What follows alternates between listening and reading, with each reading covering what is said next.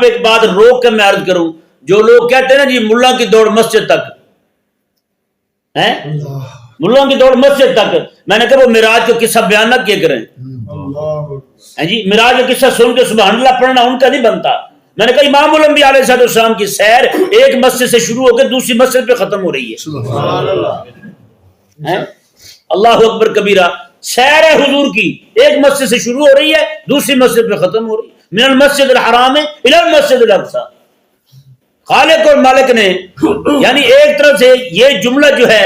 کہ جناب ملا کی دوڑ مسجد تک، مطلب یہ کہتے ہیں کہ مولوی کو مسجد تک محدود کر دو، مولوی مسجد تک رہے بس، اس کے علاوہ اس کا کوئی کام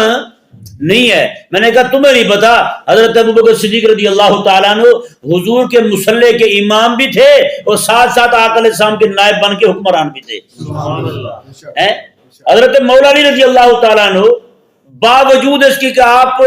امام صوفیہ ہیں، صوفیہ کے امام ہیں، حضرت مولا علی رضی اللہ تعالیٰ عنہ آپ مسجد کے امام بھی ہیں اور سلطنت مصطفیٰ کے حکمران بھی ہیں۔ بتائیں